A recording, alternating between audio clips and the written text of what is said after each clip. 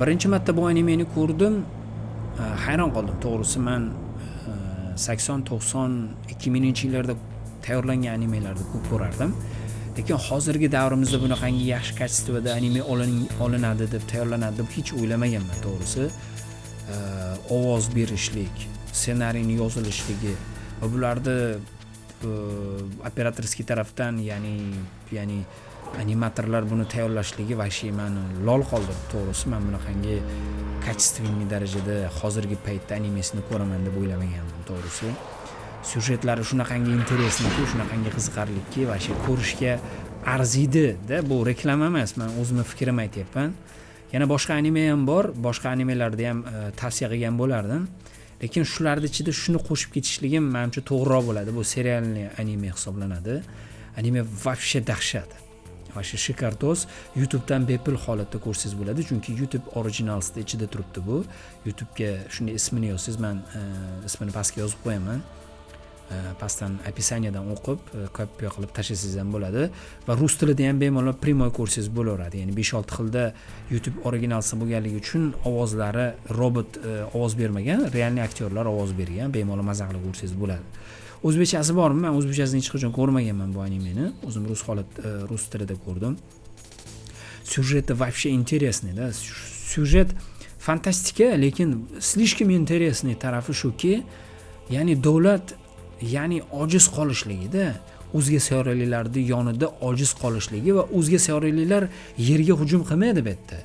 Bu yerda o'zga sayyoraliklar bu yer sayyorasiga kelib, tashqaridan yerga ham qo'nmaydi-da.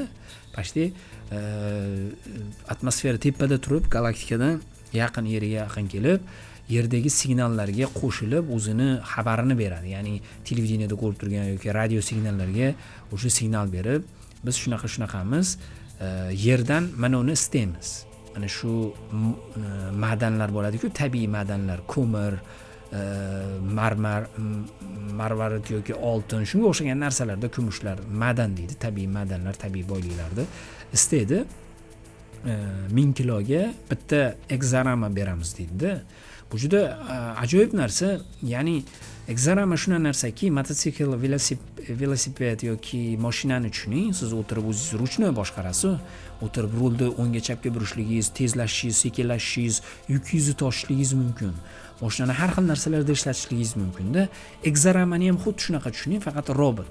Ustiga chiqib shunday ruchkasidan ushlagan paytingizda u sizning nerv sistemangizga bog'lanadi. Hech qanaqa badaningizni kesmaydi. Ushlagan paytingizda signallardan bog'lanadi. Bu ya'ni men aytsam, vashey hayron qoladigan narsalari ko'p-da. Buni ssenariyni yozgan odam vashey lol qoldiradi-da meni. Men hozirgi paytda shunaqangi yaxshi anime olinadi deb o'ylamaganman. Men buni aslida birinchi chiqqan paytlari ko'rgandim, lekin bunga obzor qilaman deb hech o'ylamadim. Hozir esimga kelib qoldi, shunga obzorini qilay dedim. Tavsiya qilaman, vashey yirtib o'rgan. Haqiqatan ayniqsa ovoz berishlardi. Ya'ni shunaqangi chotki ovozni shunaqangi berganki, ekonom qilmaganda. Detallardagi ovozlar, ya'ni gapirsa gap ko'p-da, gap yo'q vashey. Ko'rishni tavsiya qilgan bo'lardim. Keyingi videolarda ko'rishguncha sog' omon bo'linglar.